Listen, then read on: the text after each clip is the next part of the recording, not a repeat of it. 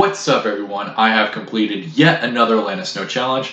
This time it is the Hourglass challenge. Now, the Hourglass challenge is kind of like an advanced version of the Glow Up challenge because it's kind of the same premise of the workouts. You're switching between your booty workouts and your abs workouts, except they're longer. For example, instead of, I think, the 15 minutes in the Glow Up challenge of the booty workout, it's now 40 minutes.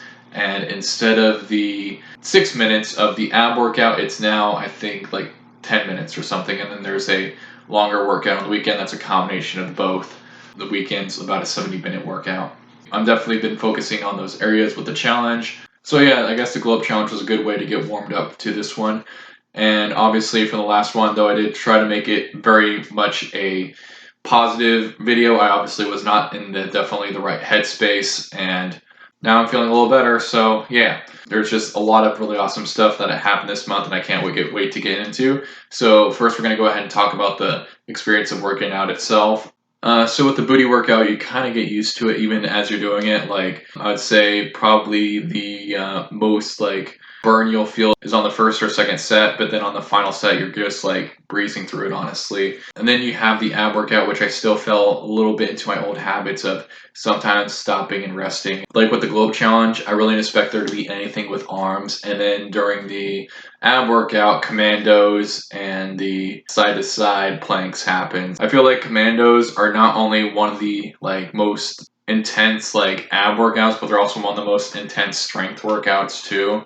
It's one of the ones where I have the biggest habit of stopping, resting, then resuming, then stopping, then resuming way too early. Unfortunately, one thing that I kind of took a step back on was with the Glow Up challenge. It gave me an opportunity to do a lot of yoga. However, with this challenge, I didn't capitalize on it. I think I only did like yoga 5 to 6 times during the whole month, which is something I definitely did fail at. And in hindsight, I probably didn't prepare the best. In hindsight, I could have done a lot better to be more committed to that.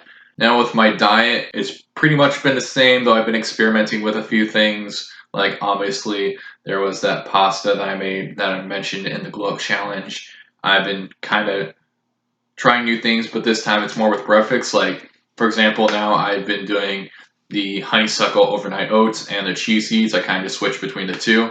And I've just been looking for new healthy breakfasts and also been trying to be better at cooking. My goal is to cook at least one new thing every week, just because cooking is a new concept to me, and I'm starting to actually kind of buy into the whole mentality that food is an art. So I think that would be really good. Oh, and another thing I made is this really amazing apple cake. I don't know how healthy it is. I haven't entered it in my fitness pal yet, but it's a yogurt apple cake. It's really good. So that's not to say that I'm eating completely healthy. After this challenge, I did loosen up a little bit, and I did buy a pint of Ben & Jerry's because I've never had Ben & Jerry's before. Also, I really want to try it after watching this really awesome video on how the company got founded and stuff. I was like, all right, I'm going to go ahead and buy it because that's how consumerism works, I guess. That's the only like deliberately unhealthy thing I bought in a while, and even then I don't down the whole pint. I've been following the serving size, so I have like 2 to 3 to go. This was earlier this month, and then I also have a thing of Oreos. I bought that months ago. I still follow the serving size, so don't expect me to like completely derail and just start turning into someone who only eats junk food again. But in the end, the whole healthier dessert is definitely an ideal thing. It's fine, I think, to have something once in a while, as long as it's like once in a while. All right, so with this challenge, I started around, here's the graph thing. It's actually missing the first few days for whatever reason. I started at like 217-ish, and then I finished at around like, I would say 208-ish, maybe 207, maybe 209, which means roughly with this challenge, I lost a grand total of 10 pounds. That's the most I have ever lost on any challenge. It is very exciting to lose a lot of that weight. It definitely is something that's very motivating. Definitely makes you feel really good. However, at the same time, it does bring up a little caution to me because I'm a little worried that maybe I lost the weight too much. To lose 10 pounds in a challenge is definitely a really jarring thing. So losing 10 pounds makes me worry a little bit that I moved too fast. Like maybe I didn't eat enough. Anyways, before and after. And I think the biggest eye-opening thing for me this challenge is the fact that, honestly, I have been very terrible at planning things. Like, I am probably the worst organizer. And that's something that I've definitely been doing a lot better of. So obviously at the end of the last challenge, I mentioned I started doing the Marie Kondo method, and I pretty much finished doing everything. I still have to do a few things here and there, plus the little small coffee table thingy that this computer is currently on, and then it should be completely done. I just started this yesterday as recording. This is a recording on the 13th of October, and actually I'm doing this recording a week after I completed the challenge. I also laid out a schedule for myself, which is something I desperately needed since I haven't been following a schedule, which leads to a lot of procrastination and leads to having a lot of things that you want to get done but doing absolutely nothing because you don't know where to start and blah blah blah. So I do think organization is very important. Now I'm not going to share my organizational schedule, but I'll tell you about the workout part of that, and that is the fact that I will be getting up at 8 o'clock to do my workouts, which right now is going to be the K-pop Idol Challenge before the inevitable new Lena Snow Challenge, which, judging by the upload recency of her channel, that challenge is going to be pretty soon, if I were to imagine. I'm sorry if I'm completely wrong on the prediction. Don't take this as me pressuring her to release a new challenge. I will be doing the bedtime yoga routine at 11 p.m.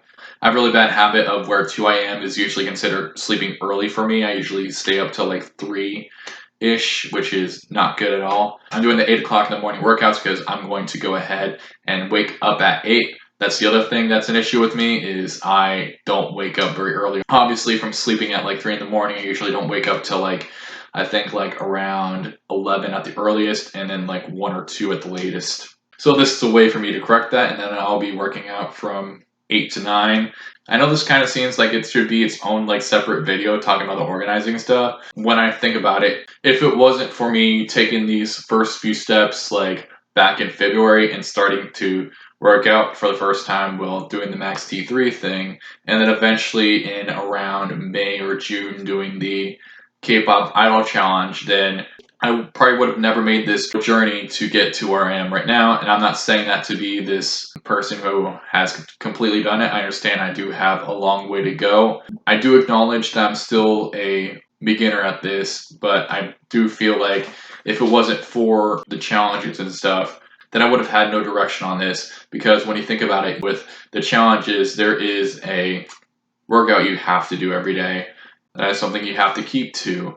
And that is something that I made sure to follow. And while sometimes I'd worked out really late, I still made sure to do those challenges because it was something that was scheduled for me, if that makes sense. It is a way for me to focus on other things without being too hung up about the fact that I've been slacking in the whole fitness department. So that was my experience with the challenge with the nicest drill instructor in the world named Lena Snow. Let me know how you guys did on this challenge in the comments down below. I hope that you all have a great day.